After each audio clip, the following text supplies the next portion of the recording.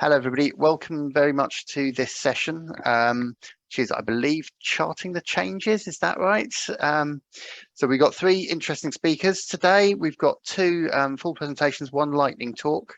Obviously, time is ticking on, so I'd like to carry on and introduce our first speaker.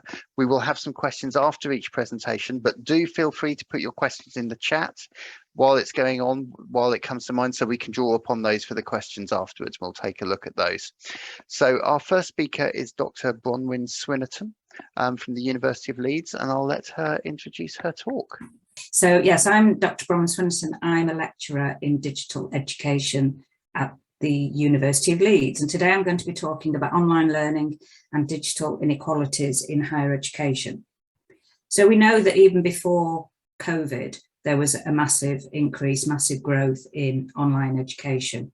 So there were MOOCs, online courses, micro-credentials, online degrees, and they were used for various different purposes. So for continuing professional development, lifelong learning, but essentially one of the reasons for developing online education was to widen access because of its flexibility, the idea that you can access education at any time, any place and anywhere. So people who have other responsibilities, caring responsibilities, full-time jobs, etc., can all access education much more flexibly than when you had to be on campus. It can also be cheaper for learners. They don't have to travel into a campus. You don't have to necessarily move away from home. You don't have to go and move your accommodation. And so online courses have opened up education to students all over the world who wouldn't otherwise be able to attend a higher education institution. Part of what I'm going to talk about today has arisen out of some findings from a previous research project that I was involved in called the Unbundled University. And this was an ESLC funded project that ran between 2016 and 2019, and it was in collaboration with the University of Cape Town. And we were exploring the increase in online learning and digital education in South Africa and in the UK.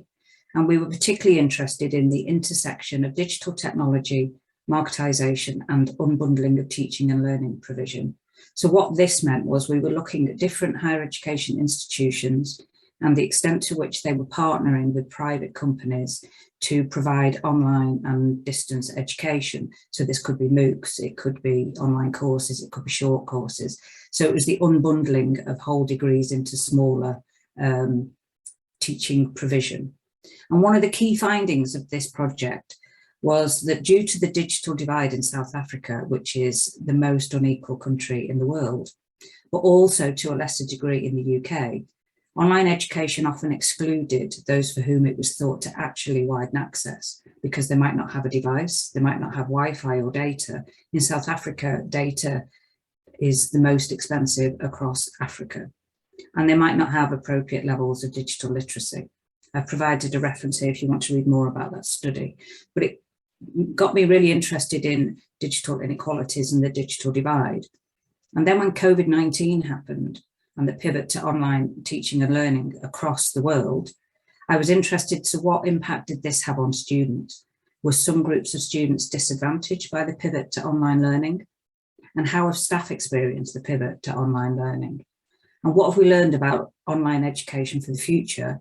And is it more accessible now as a result of what we learned in the pandemic? So when I talk about the digital divide, I think about it in three levels, and a lot of the literature talks about it in three levels. So the first level is the lack of access to an appropriate device or Wi-Fi data, i.e. you don't have the means to even get online. The second level refers to digital literacies that are required to effectively use the internet and digital technology. So yes, you can get online, and yes, you've got Wi-Fi to sustain you online, but you're not really au fait with how to learn online, to learn effectively online. And others have suggested a third level of digital divide, that the outcomes from using the internet. And this digital divide is when having access to and using the internet doesn't bring any positive outcomes. And I was interested, when I started to look at inequality and digital inequality, I was looking at different theories, and I really like the way that Thurborn talks about inequality, that there are different types of inequality. There's vital inequality, where the socially constructed means of inequality, such as mortality rates, life expectancy, etc. existential inequality, the denial of personhood, rights, dignity, respect, degrees of freedom and self-development, and resource inequality, the inability of human actors to act to their full capability. And there are 4 ways in which these types of inequality are perpetuated. There's distanciation, which creates winners and losers. There's exclusion, the in-groups and the out-groups. The hierarchization, which is formal organizations of inequality, and exploitation, unfairly capitalizing on the often physical labor of others. And in this study, I'm particularly interested in resource inequality, the inability of human actors to act to their full capability. And this is perpetuated through exclusion. So there are some in-groups who have all the resources they require, and there are out-groups who don't have those resources. So the data I've used in order to look at digital inequalities at my university is the digital experience surveys that GISC develops. They develop different surveys each year for the higher education sector and for the further education sector. And they do a staff survey, a student survey, a researcher survey, and a support staff survey. And we've administered the student survey for quite a number of years, but during the pandemic, we also administered the staff survey. And these surveys really ask a lot of questions about your digital experience as a student and as an educator. And you can see here we administered the same one in November 2020 and March 2021, and then we administered the next year's one a few months ago in March 22. And the student numbers are really quite high, and then the staff numbers are not so high, but we can still get some findings from them. So what was the context in 2020? Because I think this is important. So in November 2020, which is the 2020 results I'm going to talk about, the majority of students were learning online because of the pivot to online. And the statistics from the survey say that 89% of students said they were learning fully online. And those who were online, they were asked where they were learning. And 45% said they were at home.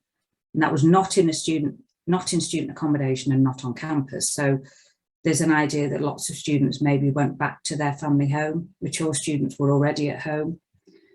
And so that made their context quite different.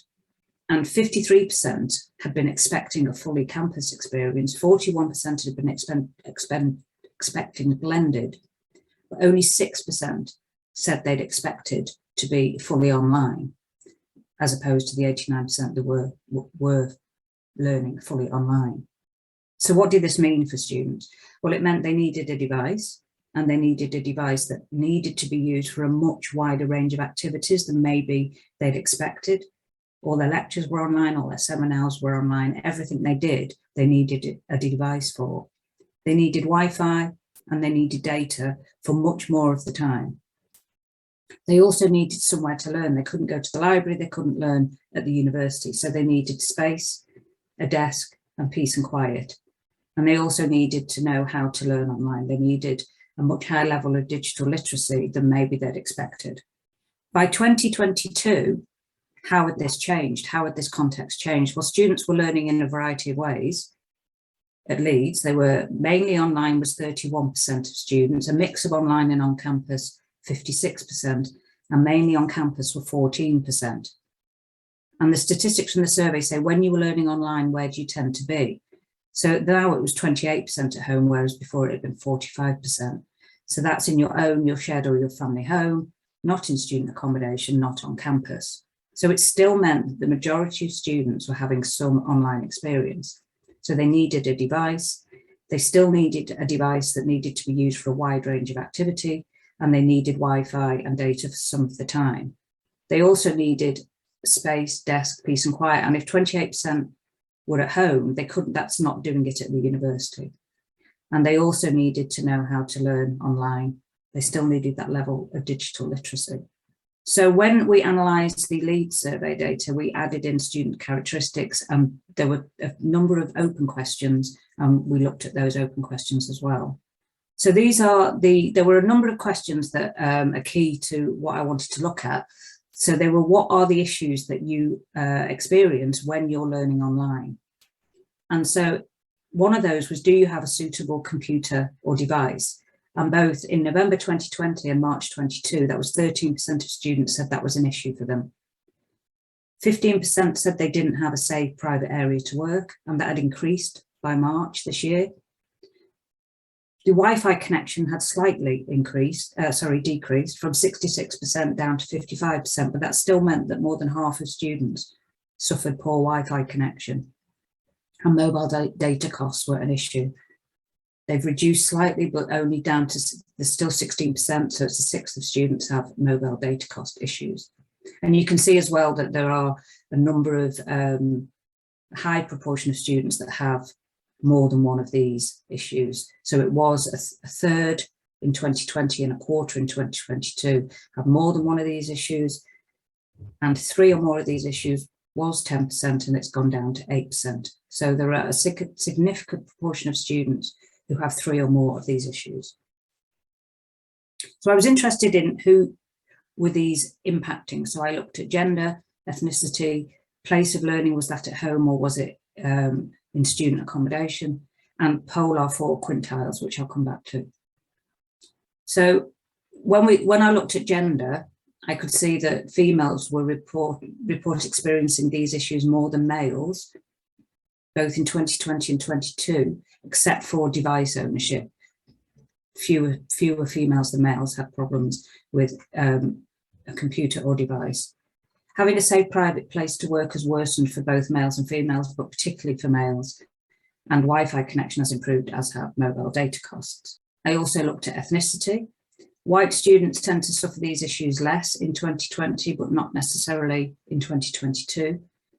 Black students lack appropriate devices more than any other groups in both years. Mobile data costs have improved for all. And as I said, safe private place to work has shown little improvement, and for some groups, mixed and white, it's worsened. So I was interested in place of learning, and I'm not sure, I need to investigate this further because the findings from 2020 are different now in 22. So in 2020, students were learning, those who were learning in student accommodation or on campus experienced these issues less than those learning at home. And I think what happened during the pandemic is lots of students went back to their family home, and I'm only surmising this, but they may well have gone back to a home where one or more parents was working at home, other siblings were studying at home. There just wasn't somewhere that they could have a safe private area to work. The Wi-Fi may have been under pressure from so many people using devices. And so those people who went home to their family home suffered those issues more. But in 2022, it's the opposite. So that those students who are learning at home suffer these issues less. So I wonder whether those people who have a device, have a safe private area to work, tend to go home. I'm not sure, that needs some more investigation. So I also looked at polar 4 quintiles. And a polar 4 quintile, what they are is all addresses within the UK, so this is only UK students, are divided into one of 5 areas. And polar 1 quintile is areas where the smallest proportion of the population go to higher education, whereas polar 5 is where the highest proportion. So it's an indicator of social deprivation. But what I found here was that only the polar 1 students, the areas where the fewest go to higher education, they were more likely to not have a suitable computer or device in both years. None of the other findings were significant. So these are some of the things that students said in 2020, that they wanted help to fund better quality of Wi-Fi, understand that personal circumstances can make online learning difficult, appreciate the extra difficulty and stress that it takes to learn online, where it's not always an ideal location to concentrate and study, more support for students that don't have access to good Wi-Fi or their own computer. Study spaces get booked up really quickly. And in 2022, that hasn't really changed at all. Financial aid for students to get updated device, provide laptops or other device, because most of us struggled a lot during the online learning because of no device.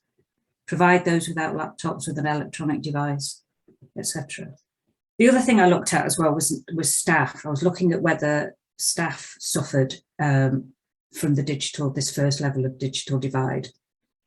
So if we look at the stats for those No suitable computer device in 2020 was 20%, and it has increased to 28% now.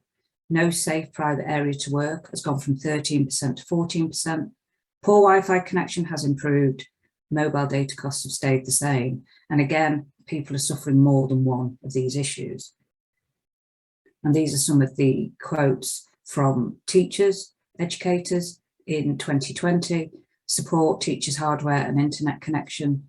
Fund staff to buy equipment that enables their teaching to be delivered effectively and professionally from home. This does not need to be very expensive equipment, but the core things that are necessary for online teaching, such as microphones, headsets, etc. So you can see the other quotes there. But by 2022, interestingly, there were very few comments about having digital devices or Wi-Fi. It was more about wanting support to how to teach online. So more focus on pedagogy, less on digital tools. There are the quotes about better IT and learning support, learning technology support, but it was more about share examples of what works well from those who actually teach online. So it wasn't about individual devices, it was more about the pedagogy. So when we go back to Thurborn and how to respond to this lack of, this inequality, this resource inequality, you can look at inclusion, you can look at de-hierarchisation, redistribution, and rehabilitation. And he says that arguably the most important way in which inequality can be challenged is by the promotion of inclusion, whereby the way is made clear for those formerly excluded from the body politic by ensuring rights and barriers against exclusion for all are upheld and maintained. So what the university did in 2020 was they provided loan laptops. And in the recent survey, staff, 53.8% had been given, loaned or helped to buy a device. But students, it was still only a very small amount. 157 students said they'd been helped, which is only 5.4% of those who responded to the survey. The university has provided dongles for those having issues with Wi-Fi, and it's improved Wi-Fi in university student accommodation, which is why the Wi-Fi figures have improved, I think. And there's also advice been given for students in private accommodation about approaching landlords to improve Wi-Fi. So now what about the future? One of the questions that has been asked in the recent survey is, in future, how would you prefer to be taught? Only 7% say mainly online, 46.4% say on-site and online. And we know that from other research that students really like some of their learning, some of their teaching to be online. They like the flexibility of not having to come on campus every day.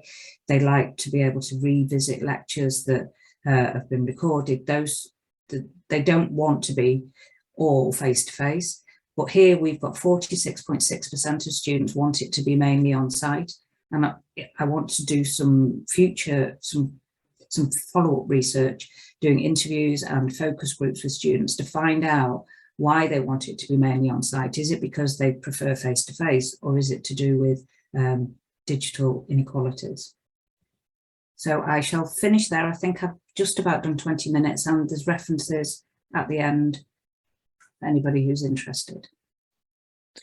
Thank you very much, Bronwen. You were absolutely spot on with your timings. That's tremendous. We have no questions in the chat. Do we have any questions from those attendees here? And if you do, please speak up. You should be able to, or pop it in the text chat, and we'll give you a few moments to see if there's anything out there. If not, one question from me, Bronwen. I was sort of reflecting on the information that you gave, and you meant I noticed, and forgive me if I've got it wrong, that you mentioned you saw a shift in the teachers, that they went from the technology, focusing on the technology, to focusing on how to teach effectively online. Didn't seem to seem quite the same shift amongst the learners about, how to they state sort of the inequality with the technology stayed sort of with sort of primacy in their thinking. And I wonder if that speaks to that problem that you mentioned before about the problem of developing digital literary skills for learning.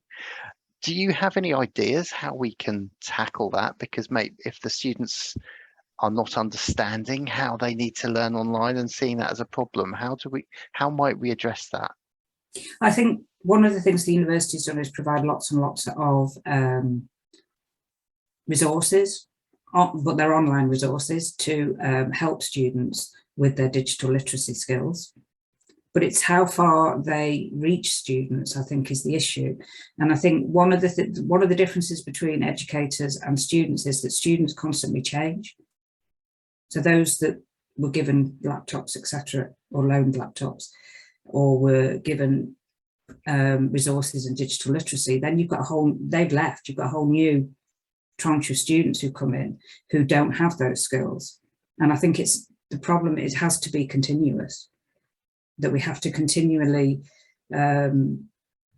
understand that the new set of students coming in, you don't solve it. You've solved the problem of devices for staff because you've given, and staff have learned how to do the technology, to the mechanics of doing it. So how to use Teams to do a seminar, whatever.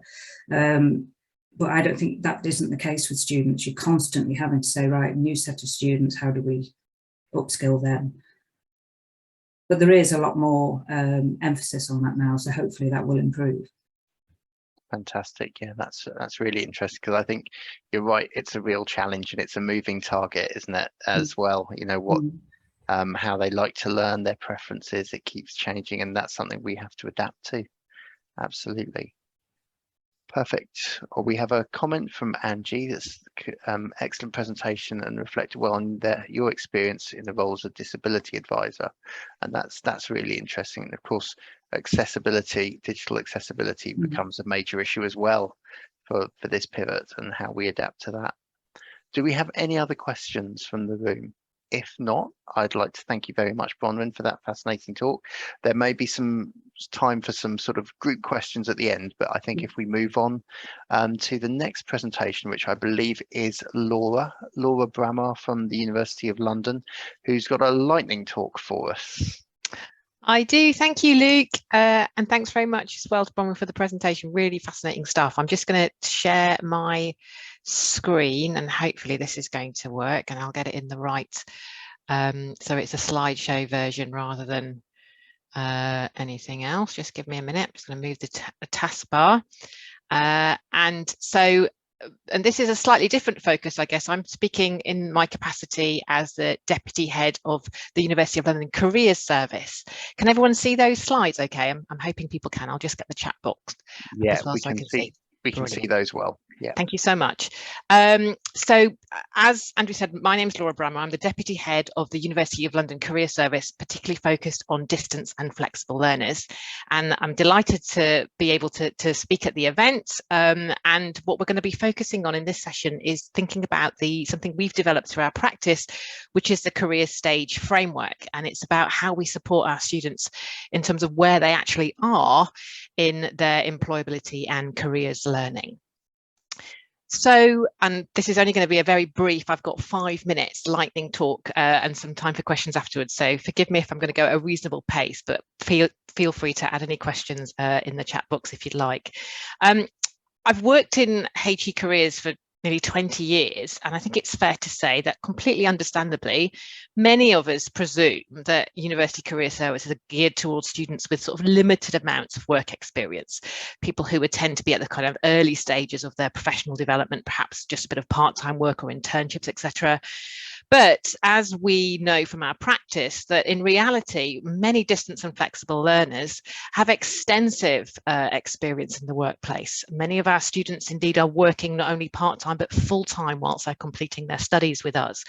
So we have to be aware of this potential disconnect where we presume that we know where our students are on their employability journey and where they actually are, because if we don't get that disconnect cleared, then there may be a limit in the effectiveness of the careers education that we're offering our students.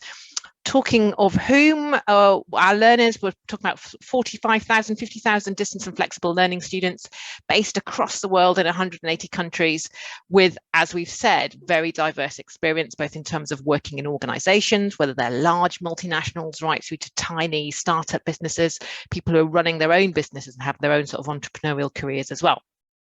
across all different sectors, corporate, public, not-for-profit. So because of our experience of listening to the students and getting a sense of who they are, this led to us developing a piece of work called the Career Stage Framework, which is what I wanted to say a little bit about now. So basically, the Career Stage Framework segments our students into 3 distinct groups that reflects the different stages that people are at in their careers. The first stage is career starters, who tend to be the more sort of traditional university student idea in terms of limited work experience, and the objective in terms of their studies is to gain more substantive work experience in their futures. But we also have another cohort which we describe as career developers. Now, these are individuals who may already have extensive work experience, and indeed the reason why they're choosing to study their program is because they're looking to enhance the career trajectory that they're already on. So this, for example, might be someone who's already working in financial services, who's studying an MSc in professional accountancy with us because they want to go for a more senior role or work for a larger accountancy firm in the future. But we've also got this really interesting third cohort, which we describe as career changers. And these are sometimes people with substantial amounts of work experience, perhaps been working in their sector for 20, 30 years, and they're looking to study with us because they want to make a significant shift or pivot in their career direction. Thinking of a student I worked with who was based in Nigeria, who was quite a senior figure in sort of local government, and they were studying our global MBA because they wanted to launch their own girls' environmental shift, but someone who it wouldn't be appropriate to give really basic information to. If I maybe just say a couple more things about the career stage, just to kind of have illustrated what it is. The way that we have used, we offer careers webinars aimed at specific different stages of the career stage. So we'll offer webinars, for example, for career starters, where we're talking about how they can bridge that gap of not having any experience, but needing some experience to get a first-time graduate level job. We also have sessions that we target at career developers, such as preparing for promotion. And for the career changes, we talk about how to navigate their careers going forward and how to kind of explain their choice of career change to future employers. We also collect data on career stage at all different points. So when students register for any of our careers delivery, we ask them what career stage they're at, and also when we evaluate our delivery as well. And so how is it changing our professional practice? Well, the key thing for us is to say, and I think this links again to Bronwen's earlier session about thinking about the time pressures on our students, thinking about their digital literacy, the fact that many of them are squeezing in their studies alongside work. We need to make sure that the students can access the information quickly and effectively. So we're making every single minute of our careers education count.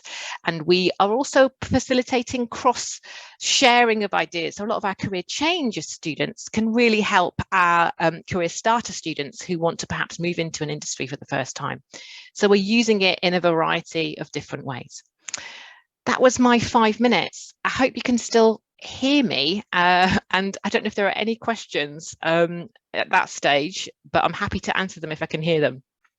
We can hear you, and yeah, that's good. And we've had a pretty good view of most of the slides, at least from my end. So yeah, apologies. I'm not sure what's happened, but I'm loath to leave the meeting and not be able to come back in. But absolutely. If there are any questions, I can't see the chat, unfortunately. It's completely crashed, but so if you don't mind. There's no questions in the chat, but okay. If anybody in the room would like to raise any questions, please do so.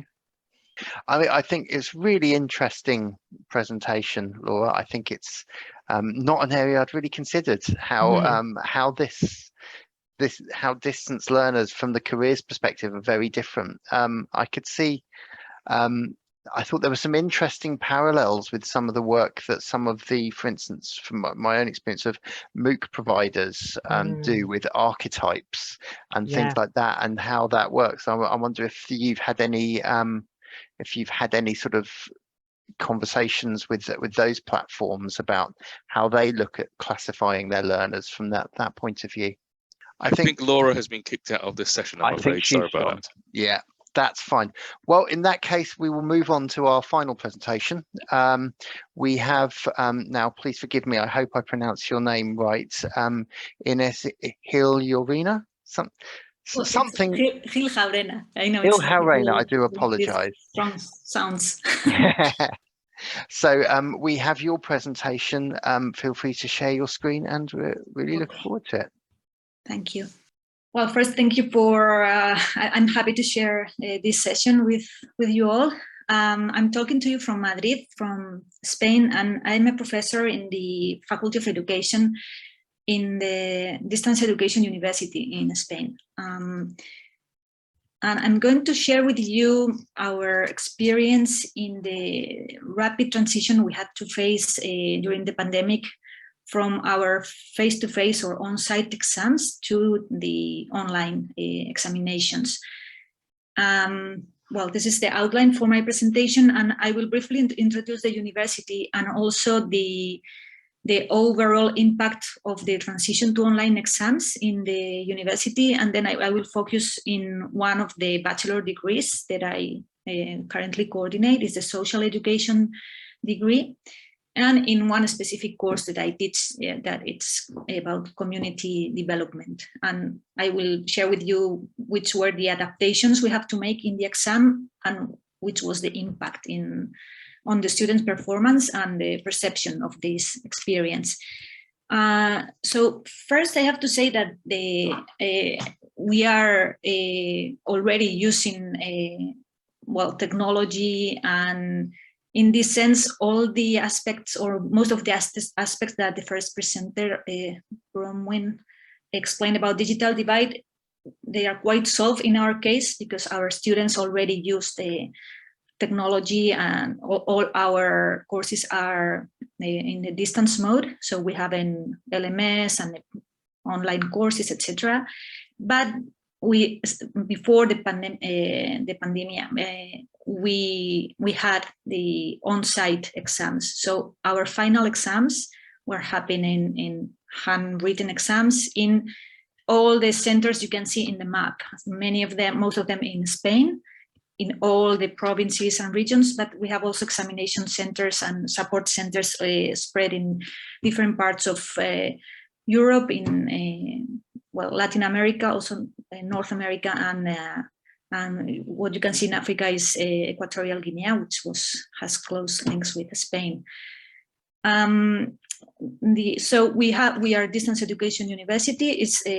We are celebrating our 50th anniversary this year. We are the largest university in Spain. Here you can see some figures about the educational programs we offer. And most of our students are in the bachelor degree, but we also have master and doctoral programs, and also, well, other type of continuing education, extension, and non-official courses. So I will focus now on the assessment. And in general, in all the bachelor degree courses, the assessment is based mainly in a final exam, plus a percentage of the score based in continuing assessment. Normally, the weight are 80% for the final exam and 20% for the continuing assessment. This is moving slowly to 60-40%, but still most of the courses have these percentages. And this was the same before, during, and after the pandemic. Well, we are still in the pandemic, but I mean, we are not having online exams anymore. I will explain that. So in the table, you can see how were the final exams until the pandemic. So until February 2020, that was the last on-site exam, which was the case during the pandemic. And we had 5 different goals with online exams. And this year, so since February 2022, we have moved again to on-site exams. So we have gone back to this previous situation. So before the pandemic, as I said, the exams were taking place in the examination centers. So the students normally go to the center that is closest to their home or they work. And normally, these are average data, but some courses are different, but normally there are no materials allowed in the exams. And the control measures are, well, of course, identification before entrance. Also, the faculty, like me, we have to travel to the different centers and invigilate the exams during all the week that the exams take place. And also the students from the same course are distributed in the room, so they are not sitting close to each other. So these are some control measures to avoid cheating or misbehavior. And what happened from June 2020, that we had to move quickly to an online solution because there was not possibility to continue with the on-site exams at that time. With the number of students we have thousands of exams in each school. So it was a real challenge to guarantee the students' right to get assessed. And the university developed it an in-house solution and platform for online assessment called ABEX. There were also some other changes in the examination process. And following guidelines from the university that we received for designing all the exams in that first call in the online mode. For instance, we were encouraged to allow the use of materials during the exam because it was very difficult to control if the students were using or not the books or some readings, etc. Other materials were not allowed. For instance, they had headphones or things like that were potentially promoting collaboration with other students that was not authorized because the examinations are individual. Which were the control measures in the online assessment platform? Well, identification, also randomization of questions. So not all the students had exactly the same questions in the same course. And also the system is taking photos of the students at different moments of the exam. So the faculty, when we are marking, we can see them and we can check if it is the same person that we had in the registration for the course, and if they are having some strange behavior or whatever. And also an anti-plagiarism check software that compares the exams. These were the general differences between before and during the pandemic. And now we have gone back again to the left side of the screen. So what happened with the students' performance during in June 2020, the first time we used the online exam? Well, you can see in the screen that there was a significant increase in all the rates, the assessment rates, that is the number of students who did the exam comparing to when it was on-site. Success rate, which is the number of students who passed the exam. The achievement rate, which is the rate between the other two, the number of students who passed the exam among those who were registered originally in the course, and the average mark, which all these rates increase significantly. If we consider data also from not only from June 2020, but also from 2021, you can see all these rates for the overall university, so the 28 degrees. And you can see that the evaluation, the assessment rate, so how many students took the exam, increased in 2020, but increased even more in 2021, the second year we were using online assessment. Now we have moved back to on-site assessment. Well, we don't have the data yet, but we can expect that this assessment rate will be reduced. We don't know how much, if to the rates before the pandemic or something in between, but we cannot expect so big assessment rates.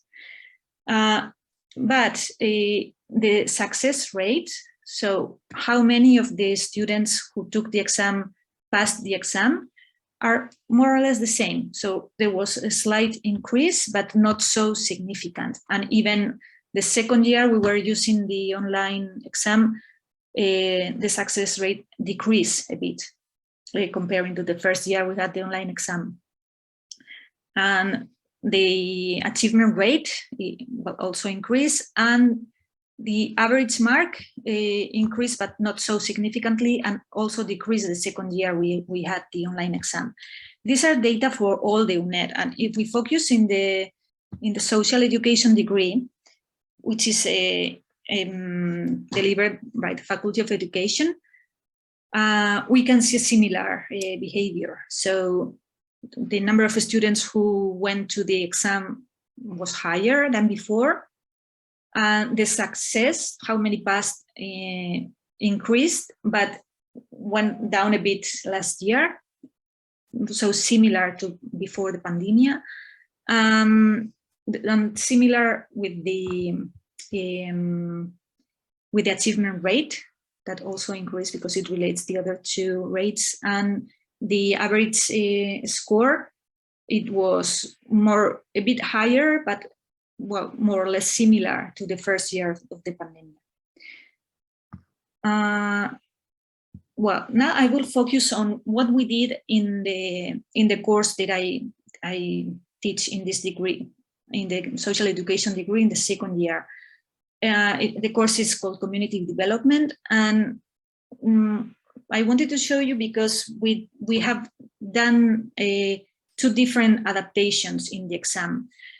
In the first year of the pandemic, we had also, it happened with some of the students that were, well, I don't know how to say, it's not that they fear the new system or they didn't trust it, but we thought it was an opportunity to experiment a different type of assessment. So we didn't use the online assessment platform the first year because we were given the option to choose between that and to have the final exam as an assignment in the virtual course, in the regular LMS we use for delivering the courses.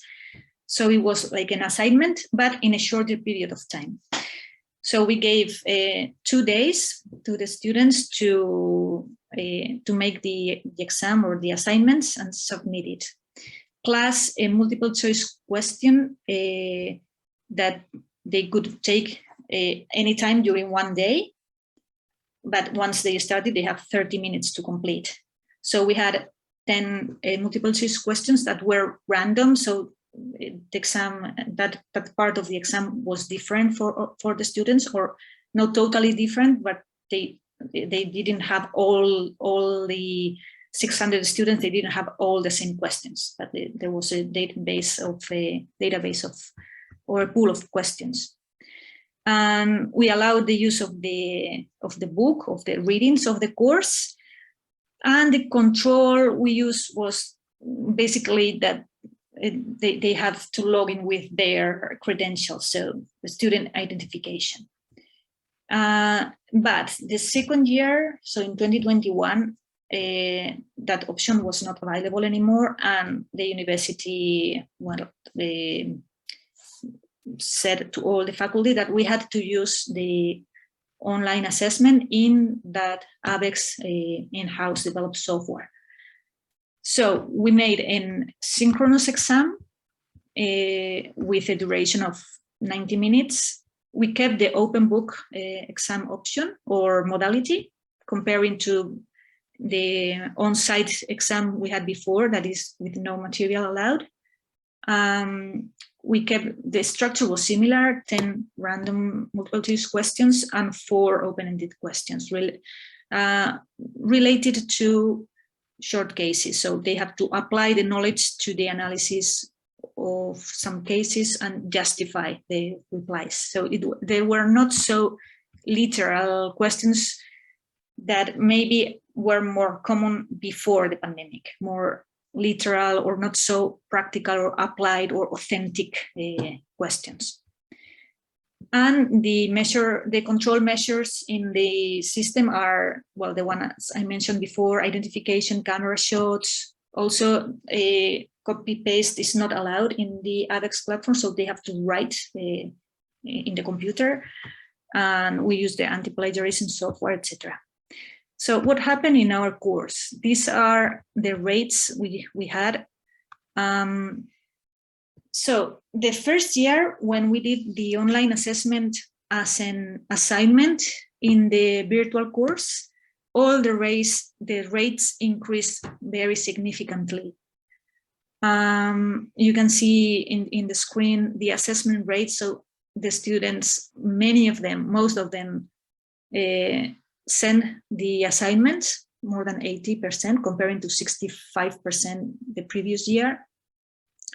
The success rate was really very high, almost 98% of the students who sent the assignment they passed the course, and the average score increased from less to 7 to almost 7.5 points.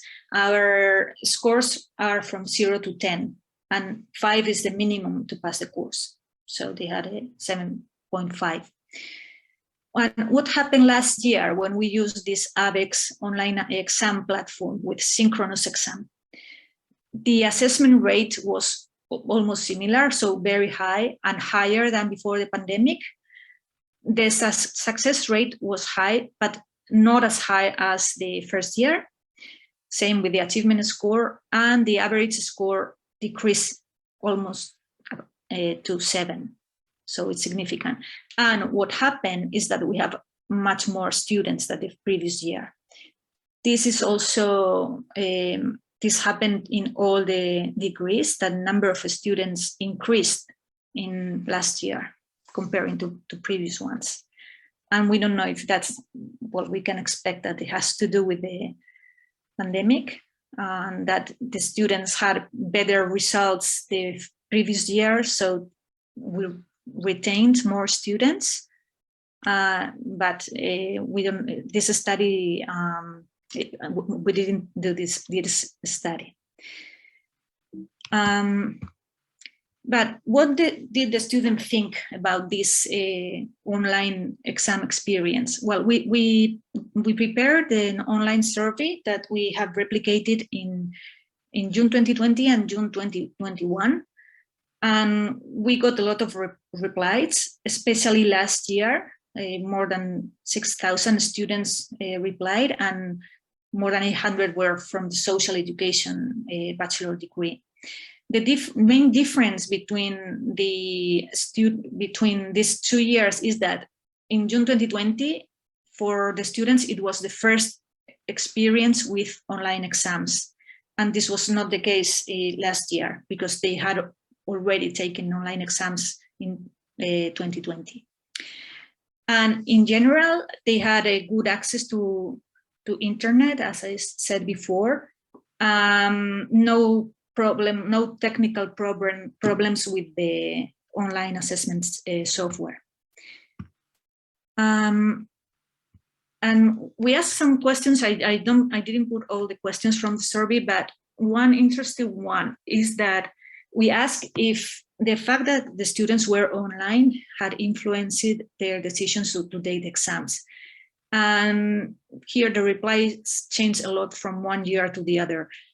The second year, when they were familiar with the online exam system, for almost half of the students, it encouraged them to take the exam, that the fact that it was online. And this was different the first year, that they said it didn't influence them. We asked them if they thought that the online exams are easier than the face-to-face or on-site ones. And here the replies were very similar in June 2020 and June 2021. And mostly they don't agree with this statement. They don't think the online exam, or they say that the online exams are not easier than the on-site exams. We asked them what assessment method they prefer for the final exams. And here the majority, both years, was online exams, but it increased very significantly last year. So they, after taking the online exam, when they are more familiar with it, the preference is in the overall university 82%, and in the social education bachelor degree specifically 87.5%, which is a big majority of the students. Also, another aspect that they said, for 60% of the students considered that they didn't have enough time during the online exams to complete the exam, and also that it is not easier to cheat in online exams. This is what they said.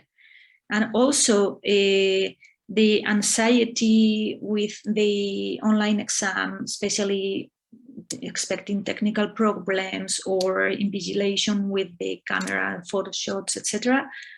It got reduced in 2021 when they were more familiar with the system, because they had tried, and the majority didn't, big majority didn't have any problem, a technical problem, and there was not much protest about the use of the camera. I was surprised with this, but the thing is that the students accepted that, and there were no problems with this invigilation. And also, we included an open-ended question, and we asked them for their preference, well, about any comment they wanted to add. And those students who say that they prefer the online exam, which, as I said before, it was a big majority, they had their reasons were related to conciliation, distance, they didn't have to travel, and also the good experience with the platform. And also, as Laura, the second presenter said, our students are, most of them are already working, and are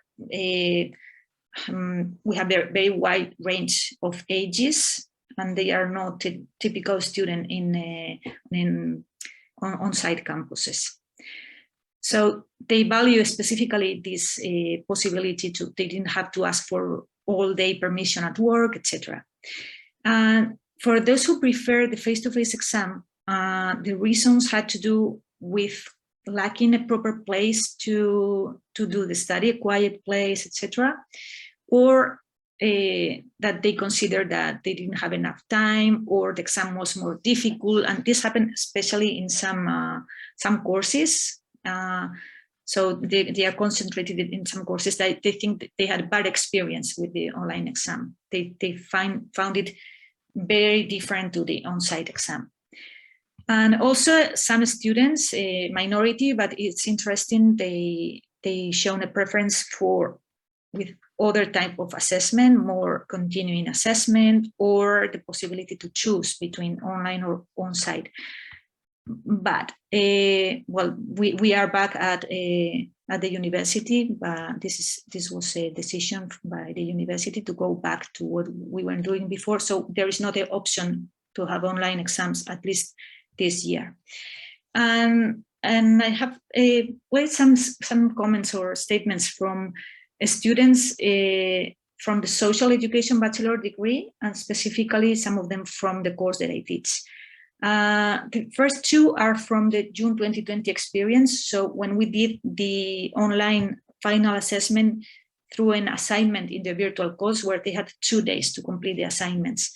And the students really liked that option. Well, you can read, they was very nervous, but they really appreciated that the exam was well designed, and they could show their knowledge, etc. Also, they valued the possibility to use the materials, because they were not literal questions, so they had to apply the knowledge to the analysis of a case. And in the second year, when we used the synchronous ABEX online exam, the reasons they gave are similar to what I said for the overall impressions from all the students at UNED. Compatibility with work and family, they don't have to travel, they save time and they save money. And also the good experience makes them prefer this online method. But, well, here we are, especially now that the university has decided to go back to on-site exams, well, we get stuck in this, well, the name of the conference is Accelerating Innovation, and maybe we are decelerating or even going backwards. And this is my personal opinion, and I have discussed it also institutionally. But of course, we need the institutional decisions to be made, because we depend on the university regulations. And well, the possibility to combine both systems, I think it should be really considered, because, well, we have to listen to the students' perspectives, also to faculty perspectives the university has. And also it's important to study the impact of the online option on the student retention. As I mentioned before, this in distance education universities, one of the big concerns during, well, years is dropout and or student retention, if we place it positively.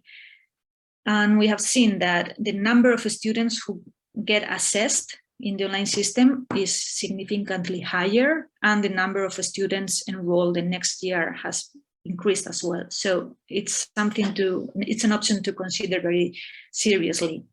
But these are institutional decisions that I personally cannot make. And currently I have to prepare to design exams for on-site or face-to-face modality. Also some faculty concerns with the online exams that also were mentioned in this conference were, well, academic integrity, plagiarism. For some faculty, this is significant. Here, as I shown in the data, say that the impact on the students' success was not so significantly different. So the number of students who passed the exams comparing to previous years when the exams were on site was not so different. How many students passed, and also the average score was not so different. So it's something we should consider. And it is true that the workload has increased a lot, both in marking, because we have more students who have taken the exam, and also in designing and thinking more. And here there has been some internal training for faculty to how to design more appropriate and more authentic exams. And well, some lessons we have learned as faculty and as teachers in the area where we can do some changes is the need to redesign the overall assessment process, and first weight or balance the weight of the final examination, and maybe promote more continuing evaluation, etc. And also put the effort on the design of the final exams. Either they are online or on-site. We have to align or work towards a better alignment with the learning outcomes we expect, and well, work towards more authentic and also rigorous and inclusive assessment designs. And also balancing this with not increasing the workload with the number of students we have. I have more than 600 exams to mark during this month. So it's really a challenge to, with the number of students we have at UNED. And this is, well, I show you some references. In the first one, you can find an analysis of the overall impact, an analysis of the impact of the online assessment in the university as a whole. And the second one is the case of my course that was recently published. Thank you, and I'm open to any question you may have. I'm sorry if I was a bit longer than expected. Thank you very much for a very interesting talk. We have 2 minutes left in the session, so I mean, I'd invite any questions for this speaker, or indeed for any of our speakers, if we have any other questions in this last 2 minutes. I've got a question. Yes, please, okay. Stephen. Well, I've got a lot of questions actually, because we've moved to 100% online examinations at UNE in Australia, and we've having started from a low base, but now I've changed the policy so that we can't go back to face-to-face examinations. We did have a lot of examination centres and they all closed down, so we've moved that way. One of the questions I did have though is, it's not just Australia, but one of the big challenges has really been around privacy issues. So we are using a proctoring service. So we do proctoring, which I consider the gold standard to ensure that we have the academic integrity piece covered. But this has really caused a lot of discomfort, certainly in Australia, been in the press around student privacy. So for us, it's been very difficult to find that balance between where we've got accredited courses that really require us to prove that we know it's the student taking the exam versus the discomfort of the student that we know actually benefits them as well. So have you had issues around privacy? Is that something that's has caused issues at higher levels for you? Well, we had less than I expected, because I know this is a very big issue in some countries, and it is prohibited in, I think it was in Finland that I heard recently that they cannot use any proctoring tool. In our case, the Vice Rectorate, in charge of this, of digital aspects, they decided to not use, for instance, artificial intelligence or face recognition, automatic face recognition or things like that, because that would be going too far. But the only thing for privacy or for identity control was in the ABEX platform, personal login. Yeah. And also, there is a statement. They have to agree that they declare that it is themselves and they are not doing any misbehavior or anything. So like a commitment before that. And then photos at random moments that they were not treated digitally or automatically or by any artificial or any software, but it was us professors individually that could check if we could see something. So it was a lot of work. Also, in one of the exams, there were some staff during the synchronous exam checking groups of students directly the photos at that moment, but there was not any movement from the students complaining with the photos or anything. I was quite surprised. I think that's because they know you're the academic staff looking at them. I think that's slightly different. So with a proctoring service, you are, our proctors are global, and they're seen as strangers coming into a private environment like here, sitting in my, behind me, I'm sitting in my room, and having someone come into that private environment has been quite difficult to deal with. But for us, with the proctoring service, with professionals doing that, provides that sort of gold standard. So yeah, it's interesting to hear, because a lot of the issues have come around the AI engines at the moment that are trying to do that are actually the ones that are causing more problems. So we didn't use that. We use, for instance, the students also, they sign when they agreed before entering the exam, they have some statements to agree that they were them, and also that they would allow to be interviewed by the professor in case the professor identifies something strange. And I made about 10 interviews, video interviews, because the photos, the students were maybe like this, and I couldn't recognize them to compare them with the photos. So I had to check if it was them. So I had to call. So it was a lot of work, extra work. But I really used the measures that the university said as to really guarantee the process. I'm sure it's not in your contract to be sitting in an exam checking people's photographs. Yeah. Not your best use of your time, Ines. Right. And I think that's the other part of it. And I'll stop here, Luke, because I know you've got much time. Right. But when you talk about where the university makes the decision, whereas the value is on the ground, is really an interesting tension in that talk as well. Is that you've showed real value in doing online examinations. We have too, I think, particularly around rescheduling at the drop of a hat. We can just reschedule. If somebody can't make an exam, we can reschedule it the next day. It really de-stresses that. But I think... Oh. Yeah. We seem to have lost Stephen, but probably that's a good time to say thank you very much. Oh, you're back. Oh, no, I saw that. No, I saw that. So really interesting to look at the financials as well around. Yeah, I'm sorry, just my